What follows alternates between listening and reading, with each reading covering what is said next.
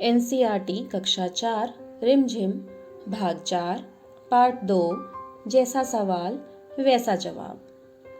वैसे तो आपने अकबर बीरबल के बहुत सारी कहानियां और किस्से सुने होंगे, तो आज हमें जैसा सवाल वैसा जवाब में एक अकबर और बीरबल का मजेदार किस्सा पढ़ना है।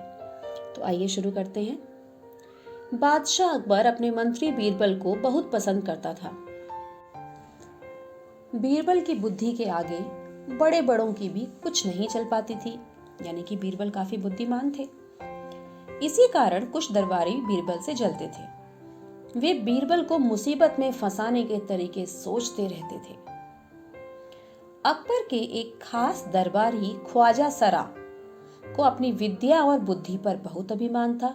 किस चीज पर अभिमान था? विद्या और बुद्धि पर। किसको? ख्वाजा सरा को, बीरबल को नहीं। बीरबल को तो वे अपने सामने निरा बालक और मूर्ख समझते थे। ख्वाजा सरा सोचते थे कि बीरबल क्या है मेरे आगे, कुछ भी नहीं। लेकिन अपने ही मानने से तो कुछ होता नहीं ना। दरबार में बीरबल की ही तूती बोलती थी। तूती बोलना यानी कि हर कोई तारीफ करता था बीरबल की। वाह, कितने बुद्धिमान हैं, सभी चीजें उन्हें पता है, हर समस्या का समाधान उन्हें निकालना आता है। और ख्वाजा साहब की बात ऐसी लगती थी जैसे नक्कार खाने में तूती की आवाज। मतलब अगर 100 आदमी हैं तो 99 लोग जो हैं वो बीरबल की साइड हैं और सिर्फ एक आदमी ख्वाजा सरा की तरफ। ख्वाजा सरा साहब की चलती तो वे बीरबल को हिंदुस्तान से निकलवा देते, लेकिन निकलवाते कैसे? सिर्फ वो नापसंद करते थे, बाकी तो हर कोई उन्हें पसंद करता था। तो हिंदुस्तान से निकलवाना इतना आसान तो नहीं होता। एक दिन ख्वाजा ने बीरबल को मूर्ख साबित करने के लिए बहुत सोच विचार कर कुछ मुश्किल प्रश्न सोच लिए। उन्हें विश्वास था कि बादशाह के उन प्रश्नों को सुनकर बीरबल के छक्के छूट जाएंगे, यानी बीरबल परेशान हो जाएंगे और जवाब नहीं दे पाएंगे, और वह लाख कोशिश करके भी संतोषजनक उत्तर नहीं दे पाएगा। संतोषजनक मतलब जिससे आदमी को संतुष्टि मिले, या आप कह सकते हैं सही। फिर बादशाह मान लेगा कि ख्वाजा सरा के आगे बीरबल कुछ नहीं है। तो आइए देखते हैं आगे क्या हुआ। ख्वाजा साहब अचकन पगड़ी पहनकर दाढ़ी सहलाते हुए अकबर के पास पहुंचे और सिर झुकाकर बोले, क्योंकि वो राजा थे, राजा के सामने तो हर किसी को सिर झुकाना होता है। सिर झुकाते हुए बोले, बीरबल बड़ा बुद्धिमान बनता है, आप भी उसकी बड़ी लंबी चौड़ी बातों के में धोखे में आ जाते हैं। मैं चाहता हूं कि आप मेरे 3 सवालों के जवाब पूछकर उसके दिमाग की गहराई नाप लें। क्या नाप लें? दिमाग की गहराई। उस नकली अक्ल बहादुर की कलई खुल जाएगी। कलई खुल जाएगी मतलब राज खुल जाएगा, भेद खुल जाएगा। क्या भेद? कि बीरबल सच में बुद्धिमान नहीं है, वो बुद्धिमान होने का ढोंग करते हैं। ऐसा किसको लगता था? ख्वाजा सरा को। ख्वाजा के अनुरोध करने पर अकबर ने बीरबल को बुलाया और उनसे कहा, बीरबल, परम ज्ञानी ख्वाजा साहब तुमसे 3 प्रश्न पूछना चाहते हैं, क्या तुम उनके उत्तर दे सकोगे? बीरबल बोले, जहां पनाह जरूर दूंगा, खुशी से पूछें। बीरबल तो एकदम मस्त थे, उनको किस बात का गम, निडर बेखौफ। ख्वाजा साहब ने अपने 3 सवाल लिखकर बादशाह को दे दिए। अकबर ने बीरबल से ख्वाजा का पहला प्रश्न पूछा, संसार का केंद्र कहाँ है? केंद्र यानी कि सेंटर, की इस दुनिया का सेंटर कहाँ है? बीरबल ने तुरंत जमीन पर अपनी छड़ी गाड़कर उत्तर दिया, यही स्थान चारों ओर से दुनिया के बीचों बीच पड़ता है। यदि ख्वाजा साहब को विश्वास ना हो तो दिखाएं कि मेरी बात गलत है। वो फीते से सारी दुनिया को नापकर दिखा दें कि मेरी बात गलत है। अकबर ने दूसरा प्रश्न किया, आकाश में कितने तारे हैं? बीरबल ने एक भेड़ मंगवाकर कहा, इस भेड़ के शरीर में जितने बाल हैं उतने ही तारे आसमान में हैं। अगर ख्वाजा साहब को इसमें संदेह हो तो वे बालों को गिनकर तारों की संख्या से तुलना कर सकते हैं। अब अकबर ने तीसरा सवाल किया। संसार की आबादी कितनी है?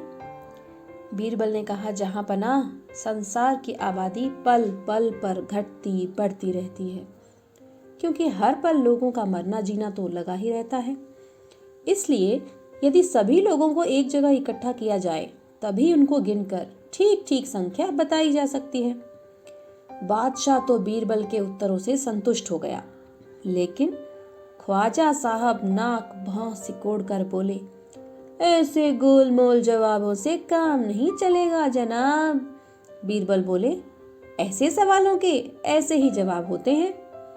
पहले मेरे जवाबों को गलत साबित कीजिए, तब आगे बढ़िए। ख्वाजा साहब से फिर कुछ बोलते नहीं बना।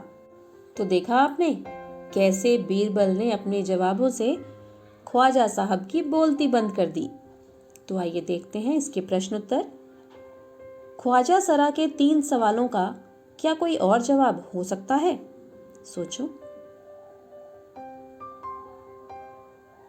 ख्वाजा सरा का पहला सवाल था, संसार का केंद्र कहाँ है?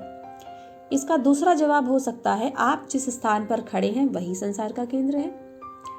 उनका दूसरा सवाल था, आकाश में कितने तारे हैं? तो इसका जवाब हो सकता है, आकाश में उतने ही तारे हैं जितने आपके सिर में बाल हैं।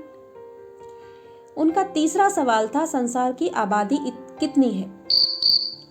इसका दूसरा जवाब हो सकता है, साहब पहले संसार के सभी लोगों को इकट्ठा करें तो फिर हम गिनकर आबादी बता देंगे। अगर तुम ख्वाजा सरा की जगह होते तो बीरबल को हराने के लिए कौन से सवाल पूछते? अगर मैं ख्वाजा की सरा की जगह होता तो बीरबल को हराने के लिए मैं पूछ सकता था कि कुत्ते की दुम सीधी क्यों नहीं होती। आप भी इसी तरह से कोई भी सवाल अपनी मर्जी से लिख सकते हैं। ख्वाजा सरा का बस चलता तो वो बीरबल को हिंदुस्तान से निकलवा देते। हिंदुस्तान यानी कि भारत। अगर तुम्हारा बस चले तो तुम कौन कौन सी इच्छाएं पूरी करना चाहोगे? तो इसमें आप अपने अलग अलग जवाब लिख सकते हैं। कोई कहेगा मैं राजा बनूंगा, कोई कहेगा अपने देश से गरीबी हटाऊंगा, कोई कहेगा मैं दुनिया को स्वर्ग बनाऊंगा। नीचे लिखे वाक्य पढ़ो। मैं बस में बैठकर स्कूल जाती हूँ। ख्वाजा सरा का बस चलता तो बीरबल को निकाल देते। बस अब रुक जाओ, बस 2 ही दिन की तो बात है, मैं आ जाऊंगी। ऊपर लिखे शब्दों में बस शब्द के अर्थ अलग अलग हैं। क्या तुम इसी तरह से वाक्य बना सकते हो?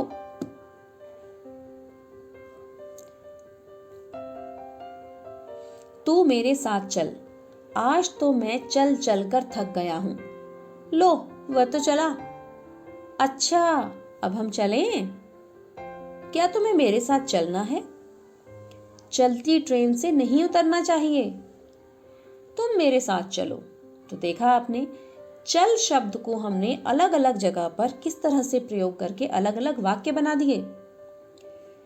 एक दिन अकबर ने बीरबल से पूछा, बीरबल दुनिया में सबसे अधिक शक्तिशाली कौन है?